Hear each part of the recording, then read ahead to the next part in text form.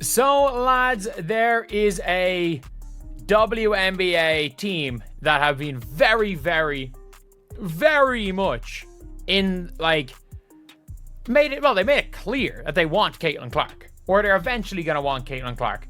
Along those lines, they made it very, very clear. Well. Stephanie White really thought she had Caitlin Clark locked down, didn't she? But karma, my friends, is a real coach killer. Our superstar is battling yet another groin injury, and suddenly, those cozy New York Liberty chats look less like friendly banter and more like a full-blown hostile takeover. The writing isn't just on the wall, it's practically tattooed there. Folks.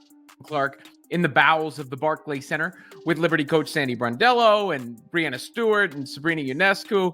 I'm just having a little fun. So tell me, is Caitlin Clark already mentally packing her bags out of Indiana, especially after watching how Stephanie White has fumbled her injury situation? Let's be brutally honest. White's handling of Clark has been about as smooth as trying to iron silk with sandpaper. Clark's missed multiple games this season due to these nagging groin issues, and White's reactions, less than inspiring to put it mildly. When your franchise player is constantly sidelined and you're treating it like just another Tuesday, you've got a serious problem on your hands.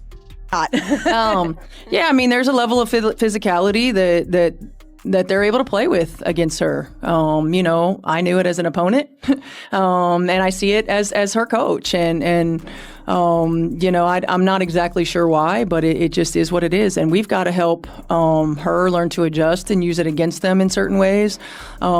The pattern has been crystal clear since day one. It's obvious White and Clark are not on the same page about Clark's role, with White stubbornly trying to play her off ball despite Clark screaming, metaphorically of course, that she thrives with the rock in her hands, especially in transition. Does White listen? Nah, she's too busy sticking to her system to realize she's got a generational talent who literally needs the ball to breathe. 10 games missed this season, including a quad injury, isn't just bad luck. That's a red flag waving like a maniac. And White's brilliant take on Clark's injury concerns? We went through semi-live shooting drills. She still hasn't gone full speed in a practice or live defensive group. Real reassuring, coach, just a little something. Did she have imaging today? Was it just see how she's feeling? And I know you have a game tonight first, but is there any discussion yet about this weekend with her? Because obviously she's a huge part of All-Star. No discussion yet about this weekend.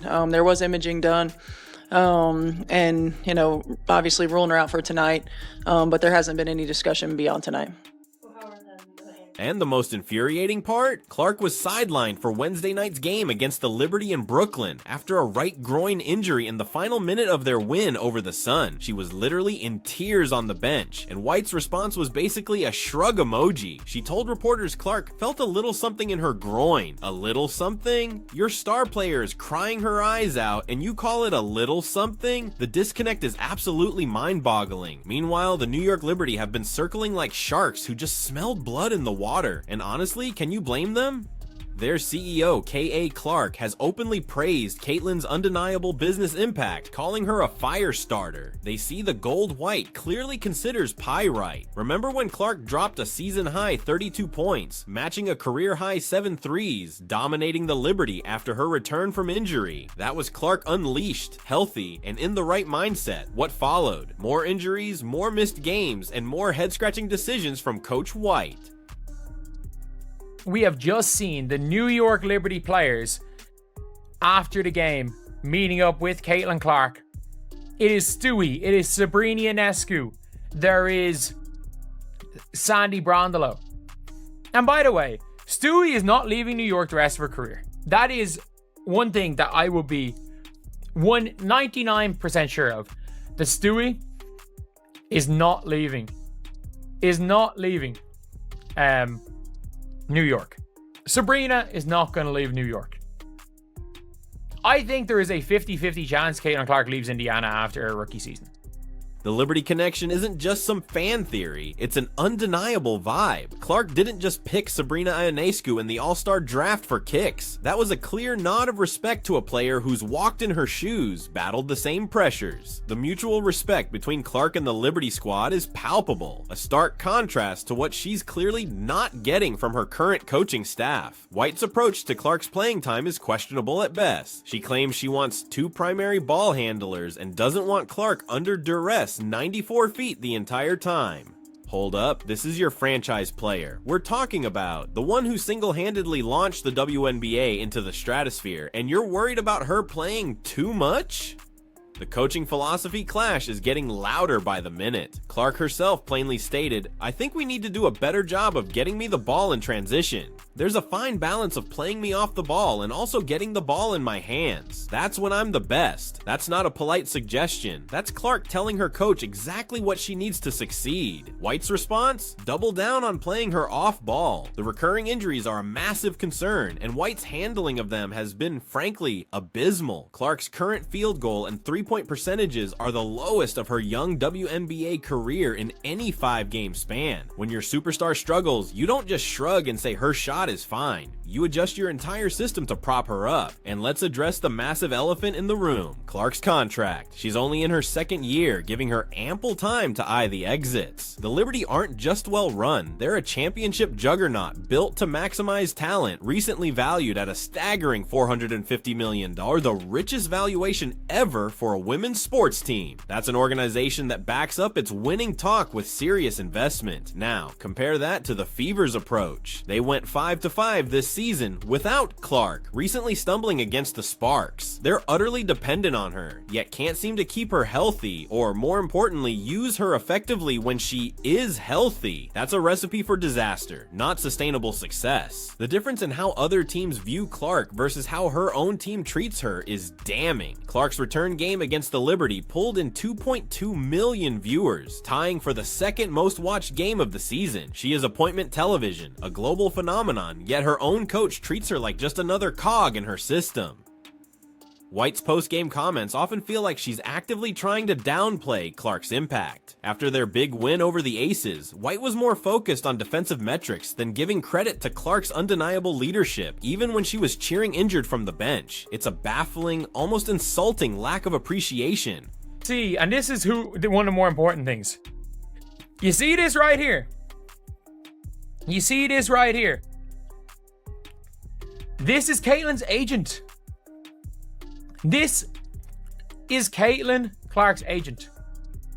The Liberty connection gets even spicier when you consider the coaching staff. For the All-Star game, Clark's team was slated to be coached by none other than New York Liberty head coach Sandy Brondello. Coincidence? Or a taste of what high-level coaching truly looks like? What truly grinds my gears are White's comments about Clark's return. White casually mentioned Clark still hasn't gone full speed in practice despite rehabbing multiple injuries this season. Any competent coaching staff would have a handle on their superstar's workload by now. The most damning evidence of White's utter disconnect is her offensive philosophy. She actually said her biggest concern when reintegrating Clark was maintaining ball movement and getting it baseline to baseline. Your biggest concern, coach, should be getting your best player back to 100% and letting her absolutely dominate, not figuring out how to stuff her into your pre-made system. The Liberty, meanwhile, understands star power. They've got Breanna Stewart and Sabrina Ionescu, and they built their entire system around maximizing those talents. They don't force their stars into a mold. They adapt to get the absolute best out of them. Clark's frustration has been visible all season. After her latest groin injury, she was visibly emotional, burying her face in a towel on the bench. That wasn't just physical pain. That was the raw frustration of a player whose career is being actively mismanaged. The contrast in Clark's performance when healthy versus when she's battling nagging injuries and baffling coaching decisions is stark. Healthy, she drops 14 points and 13 assists, helping the Fever set a franchise record 64 points and a half. Injured and mismanaged, she struggles to find any rhythm. White's handling of Clark's all-star situation perfectly encapsulates the problem. When asked about Clark's participation, White passed the buck, saying Caitlin and her team will make decisions. She's essentially washing her hands of responsibility for her own players' health. The Liberty's approach to veteran leadership and player development is night and day compared to the Fever. They have a proven track record of maximizing talent and winning championships. The Fever, they're still trying to figure out how to use the single most most talented player in the league. What makes this whole debacle even more infuriating is White's apparent inability to read a room. When your player of Clark's caliber is injured, you don't blab about ball movement. You focus on getting her healthy and building around her strengths. White's constant insistence on fitting Clark into her system instead of adapting the system to Clark screams a fundamental misunderstanding of what she has in her possession. These injuries aren't just physical setbacks, they're mental battle scars too. Clark came into the league with an iron will and unshakable confidence, but when you're constantly battling physical issues and a coaching staff that seems utterly clueless about your value, that confidence erodes. The emotional breakdown we saw wasn't just physical, it was the crushing weight of feeling like your career is being mismanaged. And let's dive into the real elephant in the room, the reported conversations between Clark, her agent, and Liberty players. When agents start talking to other organizations, that's not friendly networking, that's pure business. Clark's agent wouldn't waste time on meaningless chatter, especially when their client is dealing with ongoing issues with their current team. The timing of these alleged conversations is incredibly telling, happening while Clark is dealing with injuries and coaching philosophy clashes. That's not a coincidence. That's Clark's camp exploring their options because they are clearly not satisfied with the dumpster fire in Indiana. White's public comments about Clark's injuries have been consistently tone deaf, calling a groin injury that reduces your star player to tears a little something is the kind of statement that makes players question if their coach truly understands or even cares about their well-being. It's the kind of statement that makes agents pick up the phone. The contrast between how the Liberty organization operates and how the Fever operate is glaring. The Liberty understand that championship organizations are built by maximizing their star players' strengths. They don't try to shoehorn Brianna Stewart or Sabrina Ionescu into some rigid system. They build systems that unleash them. The Fever's approach under White has been the exact opposite. Instead of building around Clark's unique, transcendent talents, they've tried to force her into their existing framework. That's backwards thinking that demonstrates a fundamental misunderstanding of how to build a championship team. Clark's agent being present during conversations with Liberty players isn't just accidental networking, it's strategic positioning.